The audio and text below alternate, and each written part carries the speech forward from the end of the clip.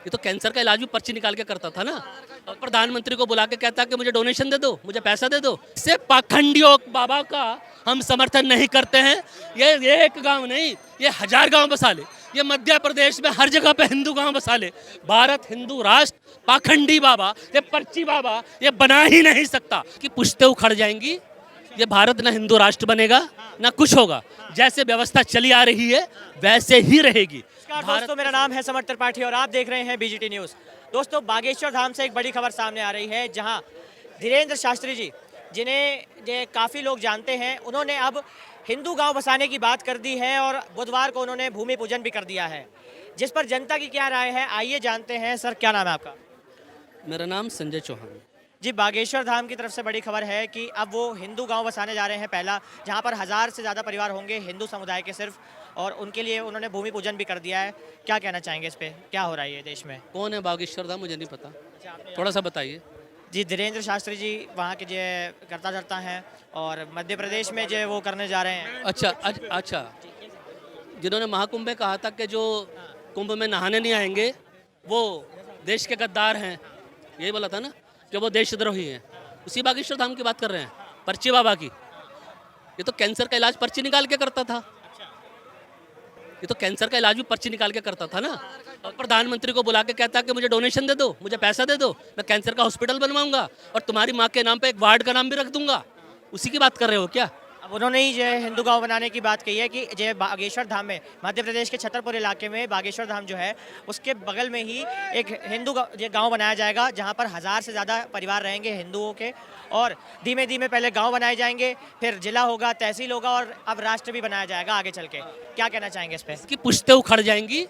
ये भारत ना हिंदू राष्ट्र बनेगा ना कुछ होगा। जैसे व्यवस्था चली आ रही है वैसे ही रहेगी।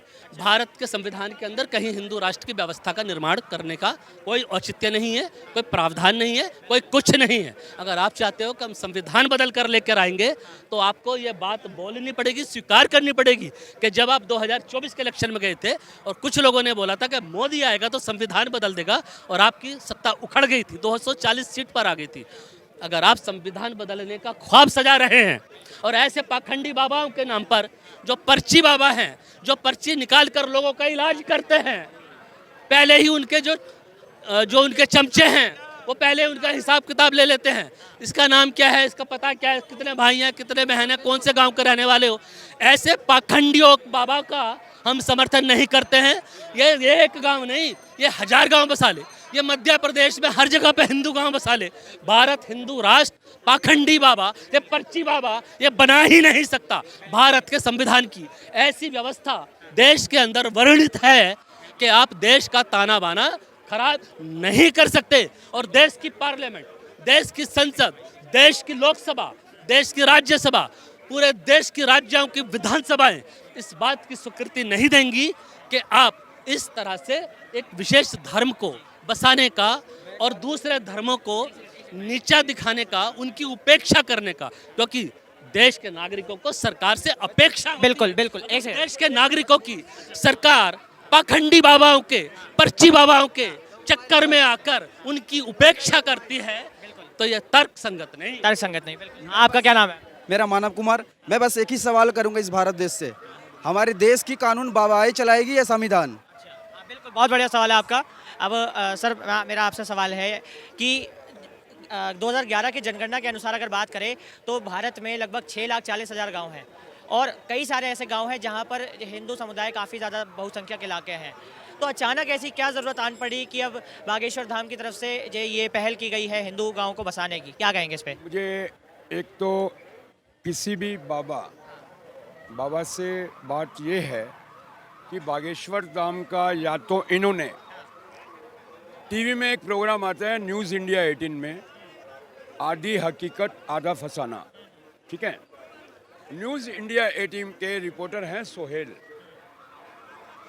बागेश्वर धाम मंदिर की उन्होंने पूरी चेकिंग की, पूरी तहकीकात की, और ये भाई साहब जो बोल रहे हैं, मैं हनुमान जी इनको माफ़ करें, इनको बागेश्वर धाम भी नहीं पता होगा किस लिए बना, क्या है क्या नहीं।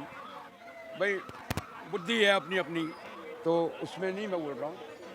सोहेल ने जब उनका इंटरव्यू लिया अब ये पर्ची बाबा कर रहे हैं। 4.5 लाख लोग लाइन में लगे हैं। 4.5 लाख लोगों को ये धोखेबाज कह रहे हैं। जो बागेश्वर धाम की लाइन में लगे हैं अपना नंबर आने में, ये बाबा को धोखेबाज नहीं कह रहे। उनके 4.5 लाख लोग जो वेटिंग लिस्ट में हैं, एक मिनट बीच में नहीं, वेटिंग लिस्ट में हैं, उनको ये धोखेबाज कह रहे हैं, उनको ये पर्ची बाबा कह रहे हैं।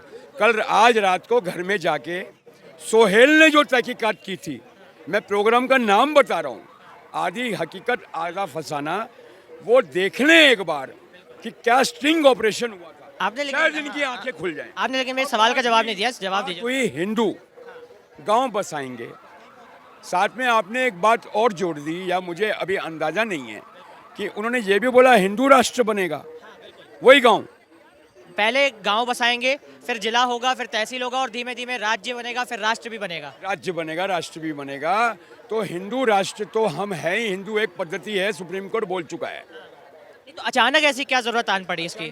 ऐसी है जरूरत, अगर उनको ने पहले तो ये चेक कर लें बागेश्वर महाराज धीरेन्द्र शास्त्री जी वक्फ बोर्ड की जमीन ना हो, वो जरूर चेक कर लें पहले। वो तो खरीद ली उन्होंने जमीन, अब क्या पता जन सेवा समिति ने खरीद। यहाँ तो खरीदने के बाद भी वक्फ बोर्ड दावा कर देता। क्या बात कर दी आपने? तो हो गया ना कानून पास। मैं क्या कह रहा हूँ, कर देता है दावा। मैं इतना जानता हूँ, अगर कोई गांव को गोद लिया जा रहा है, कोई गांव बसाया जा रहा है, तो अच्छी बात है उसके लिए। लेकिन हिंदू राष्ट्र अगर वो कह रहे हैं तो मैं उससे सहमत नहीं हूँ, मैं सहमत नहीं हूँ। हिंदू एक पद्धति है, मैं अपने सुप्रीम कोर्ट पे विश्वास करता हूँ। मेरा आपसे सवाल है कि आपके हिसाब से हिंदू राष्ट्र की जो बात की जा रही है, क्या परिभाषा है ये हिंदू राष्ट्र की? और जो ये तमाम बातें हो रही हैं कि अब वहाँ गांव बसाएंगे तो उनको रोजगार कैसे दिया जाएगा, क्या होने वाला है? भाई हिंदू राष्ट्र को छोड़ो, इस पर्ची बाबा से ये पूछो कि एक गरीब आदमी को अगर कोई भयंकर बीमारी हो जाती है तो अस्पतालों में लाखों लाख रुपया लग जाता है। अगर तेरी पर्ची से इलाज हो रहा है तो अस्पताल बंद करवा दे, पर्ची निकाल के इलाज करना शुरू कर। पर्ची से तेरे इलाज से लोग ठीक नहीं हो रहे, इसीलिए तू कैंसर अस्पताल खोल रहा है। अगर तेरी पर्ची से इलाज हो रहा होता तो तू कैंसर अस्पताल की भूमि पूजन प्रधानमंत्री से नहीं करवाता। उसने खुद बोला है कई वीडियो के अंदर कि मैं सारे इलाज करता हूँ, वो तो सबको बोलता है ये सारा, उसने खुद बोला है वीडियो के अंदर। इलाज तो हो जाएगा, वो जो दूसरा मैंने देखा है। ये व्यक्तिगत आरोप ठीक नहीं है। आप सीनियर व्यक्ति हैं, हम ये पर्ची बाबा ही है। अरे जिनको भूत चढ़ जाते ना, भूत, कुंभ के अंदर भगदड़ मच गई, इस पर्ची बाबा ने पर्ची नहीं निकाली क्या भगदड़ मचने वाली है? कितने लोग मर सकते हैं? कुंभ के अंदर आग लग गई, इस पर्ची बाबा ने कुंभ में रहते हुए पर्ची नहीं निकाली क्या आग लग सकती है? अगर पर इतना तुझे कॉन्फिडेंस था तो पर्ची निकाल के सरकार को बता देता, सरकार हादसा होने से रोक लेती। तेरी पर्ची में ये नहीं पता नई दिल्ली में हादसा होने वाला है, तू नहीं बता पाया। तो ये पर्ची की बात कर रहे हैं, कौन सी पर्ची निकालते हैं वो? पर्ची बाबा निकालता ना, अरे ठटरी बांध दूंगा, मूसर की दाल कर दूंगा, ये बोलता है ना ठटरी। कौन सी निकालते हैं वो? खैर हमारा मुद्दा ये है, हमारा मुद्दा ये है, सुनिए सर, हमारा मुद्दा गांव के ऊपर है। देख लें, वक्फ बोर्ड ने क्लेम ना किया वो जमीन पे, नहीं तो फिर ये बवाल चालू हो जाएगा। तो सर अगर कल को एक सेकंड, मेरा इनसे सवाल है, देश के लोग कुछ पाखंडी बाबाओं पे अपना विश्वास खो चुके हैं। लोग आसाराम को भी बहुत बड़ा भगत मानते थे, लोग राम रहीम को भी मानते थे, तिहाड़ जेल काट के आए हैं, अब ये पर्ची बाबा आ गया है, इससे देश की जनता सावधान रहे। हाँ जी सर, मैं बोल रहा हूँ, बहुत बढ़िया बोला। इनको अगर ये हिंदू भी नहीं लगता मुझे है, कसम से। ये जो बागेश्वर धाम को नहीं जानता, हिंदू होता ही नहीं, हिंदू होता तो ऐसी बात ही नहीं करता। बागेश्वर धाम, क्या नाम क्या है? मेरा नाम अकबर शाही। हाँ भैया बताइए क्या करें? अगर इतना ही शक्तिशाली है वो बाबा, तो वो आम पब्लिक में आकर, आम पब्लिक मतलब ऐसे मीडिया के बीच में कोई कुछ नहीं, पर्ची वगैरह कुछ नहीं, ऐसे वो बताए कि हाँ फलाना को ऐसा हुआ है तो हम उसका इलाज बोला टीवी में, मतलब अपने जगह में बताएंगे वो छुपके से। पर भाई सुनो, टीवी में एक प्रोग्राम आता है यार, आपके मोबाइल पे आ जाएगा वो। सुनो, अरे सुनो नहीं यार, क्या बोल रहा हूँ, मोदी को बीच में ले आए, अकबर का भी तवाज़ुन बिगड़ गया। भी आप आइए जरा सामने। बात भी नहीं सुन रहे तो मैं क्या बोल रहा हूँ। सुनिए सुनिए, टीवी में प्रोग्राम अच्छा एक सेकंड रुकिए, एक सेकंड रुकिए, अभी नाम वापिस मेरी बात सुनिए। मेरा सवाल ये है, बाबा क्या है समझ में आ सुनिए सुनिए सुनिए, मेरा सवाल ये है कि अब वो पहला हिंदू गांव बसाने जा रहे हैं, उनकी तरफ से भूमि पूजन हो चुका है, ठीक है, वहां पर 1000 से ज्यादा हिंदू परिवारों को बसाया जाएगा। क्या कहना है इस पर आपका कि ये सही हो रहा है या गलत हो रहा है? क्या क्या आपका विचार क्या है इस पे? अब उनकी मन की बात, वो जो कर रहा है उसकी मर्जी वो कर रहा है, हमको उससे कोई मतलब नहीं। वो हिंदू राष्ट्र बनाना चाहता है या फिर और कुछ, लेकिन हमको ये हिंदू राष्ट्र, ये देश कभी नहीं बनेगा, ठीक है। ये देश सेकुलर है, सेकुलर था, सेकुलर रहेगा।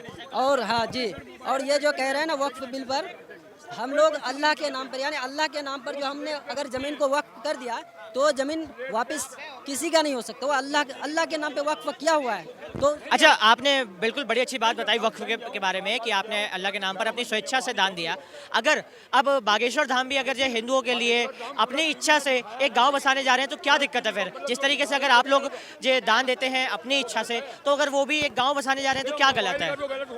अब वो गलत कर रहा है या सही कर रहा है हम तो ये नहीं कह सकते। हमारे गाँव भी है जहाँ पे 100% में 1% मुस्लिम है। अब हम लोग उन लोगों को मान लो हम लोग वो हिंदू को वहाँ से हटा के हम कहेंगे हम यहाँ पे मुस्लिम राष्ट्र बना रहे हैं, तो ऐसा कुछ नहीं, वो कुछ नहीं कर सकता। वो जो कर रहा है ना वो सब फालतू की बात है, वो पाखंडी बाबा है और जो लोगों को जो है बेवकूफ़ बनाता है। सर आपका क्या नाम? जी फरमाइए। सर अभी बागेश्वर धाम के बारे में आप जानते हैं, आपने सुना, उनकी तरफ से ये बड़ा ऐलान हो रहा है कि एक गांव बसाया जा रहा है बागेश्वर धाम के जस्ट बगल में, छतरपुर इलाके में, मध्य प्रदेश में, कि वहाँ पर 1000 जो परिवार रहेंगे हिंदू समुदाय के, और पहले गांव बसाया जाएगा, फिर जिला, तहसील, फिर राज्य, फिर राष्ट्र बनेगा, हिंदू राष्ट्र बनेगा। क्या कहना है इस पर आपका कि ये क्या हो रहा है और क्या सही है या गलत है? गाँव का चलन काफ़ी पुराना है। ये जो चलन शुरू हुआ था ये भगवान रजनीश ओशो से शुरू हुआ था, तब भी उनकी पूजा होती थी, आज भी उनकी किताबें पढ़ी जाती हैं। उसके बाद आसाराम जी आए, उनके भी 4-4.5 करोड़ भक्त थे। उसके बाद गुरु राम रहीम आए, उनके 5.5 करोड़ भक्त थे। तो ये पब्लिक के ऊपर डिपेंड करता है कि उनको, अगर उनको लगता है कि बाबा जो है उनको कहीं मन की शांति मिलती है उनको, तो ये उनको मुबारक। नहीं, वो कह रहे हैं कि 2 साल में ये गांव बस जाएगा और यहाँ पर सिर्फ हिंदू समुदाय के ही लोग रहेंगे, तो क्या मतलब ये कहीं आपको लगता है कि एक धर्म के को सिर्फ ज़्यादा प्राथमिकता दी जा रही है? कोई भी बाबा जो होता है ना, वो जब तक वो सरकार के लिए फ़ायदेमंद होता है ना, तब तक वो फलता फूलता है। जब सरकार को लगता है कि बाबा जो है वो सरकार से ज़्यादा पावरफुल हो गए हैं, तो सरकार जो है हर बाबा को जेल में डाल देती है। ये हिंदुस्तान का इतिहास रहा है और मुझे लगता है कि एक लड़के ने 28 साल की उम्र में बहुत जल्दी बहुत ज़्यादा तरक्की कर ली है। तो अब देखते हैं आगे ये ऊँट किस कर। आप सहमत है कि हिंदू राष्ट्र बनना चाहिए या मतलब ये गाँव बसना चाहिए? क्या कहना चाहेंगे इस पर, सहमत है? हिंदू राष्ट्र की परिभाषा क्या है, पहले आप ये बताइए। नहीं, उनका तो यही कहना है कि जहाँ पर जो हिंदू समुदाय बहुसंख्या के उसके तौर पे हो। देखिए, हिंदू राष्ट्र की परिभाषा मैं जानना चाहता हूँ, हिंदू राष्ट्र की परिभाषा क्या है? अगर उसका मतलब ये है कि मस्जिदें नहीं रहेंगी, नमाज नहीं होगी और सारे जितने भी बाकी जो मज़हब के लोग हैं वो अपना अपना देख लें, तो और किसी को तो वो एक अलग वो पॉसिबल नहीं है। ये देश जो है एक खूबसूरत गुलदस्ता है जिसमें हर तरह के फूल हैं और उसी में से सबसे अच्छी खुशबू आती है। किसी को गुलाब पसंद है, किसी को गेंदा पसंद है, तो इस फूल को हम ख़राब ना करें। हिंदू राष्ट्र की परिभाषा मुझे नहीं पता क्या है और ये चल ही रहा है, सब अपने हिसाब से हर चीज़ कर ही रहे हैं। सर क्या नाम है आपका? नमन जैन, बताइए। बागेश्वर धाम की तरफ से एक बड़ी खबर आ रही है कि वो एक पहला हिंदू गांव बसाने जा रहे हैं। क्या कहना है इस पर आपका कि सही हो रहा है या गलत हो रहा है? बढ़िया है, क्या दिक्कत है इसमें? कोई दिक्कत नहीं, बिल्कुल सहमत। अचानक ऐसी क्या बात उठ गई कि ये गांव बसाने की नौबत आन पड़ी? क्या कहना चाहेंगे इस पर? अचानक नहीं उठी है ये, नहीं, अचानक नहीं उठी है।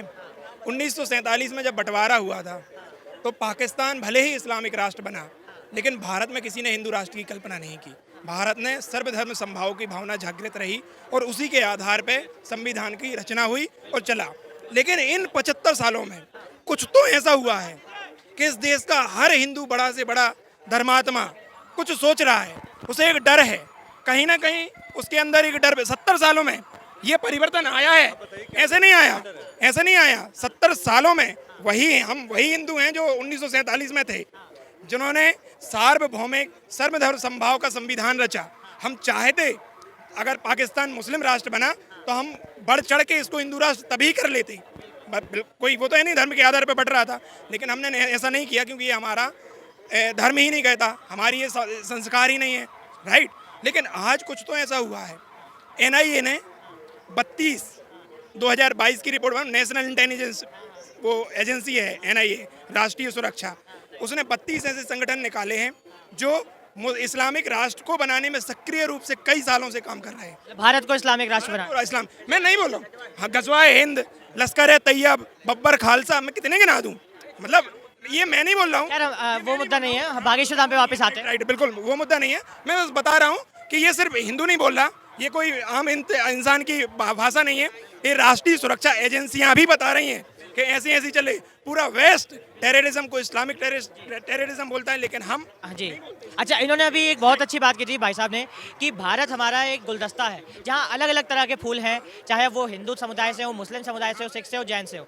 लेकिन अचानक ऐसी क्या ये बात उठ गई कि अब जो है सिर्फ हिंदू समुदाय के लिए एक विशेष तौर पे गांव बसाया जा रहा है, वो भी बागेश्वर धाम की तरफ से। बताता हूँ, आपने एवेंजर देखी ना, थैनोस आता है, चुटकी में आधी दुनिया खत्म कर देता है। मैं गारंटी लिख के दे सकता हूँ आपको कि हिंदू राष्ट्र की जो बात है वो यूं चुटकी में खत्म हो जाएगी, लेकिन उसके पहले इस देश के जन जन से, बच्चे बच्चे से इस्लामिक राष्ट्र की परिकल्पना खत्म होनी चाहिए। उसके बाद यूं स्नैप करूंगा और हिंदू राष्ट्र की परिकल्पना। इनका कहना है कि इस्लामिक राष्ट्र की जो परिभाषा को लेकिन हम अब पहला कदम नहीं उठाएंगे। उन्होंने तो भूमि पूजन कर दिया। हाँ, हम खत्म करने का पहला कदम नहीं उठाएंगे, अब हम बना रहे हैं। वो संगठन 70 साल से सक्रिय हैं, हम तो अब शुरू हुए। हमारे शुरू होने से ही तकलीफ होने लगी, तो सोचो जो 70 साल से परेशानी हम झेल रहे हैं उसकी तकलीफ का कोई आकलन है?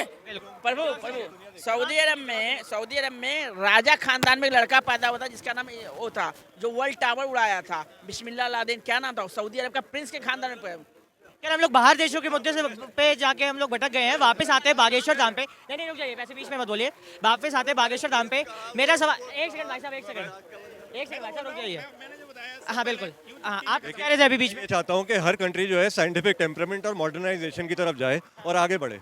दिल्ली आज इसी का जो बात समझे तो देश बढ़ेगा। आज जो कह रहे हैं इनके हिसाब से देश नहीं चलता है, देश मौलवी और मौलाना के हिसाब से चलेगा।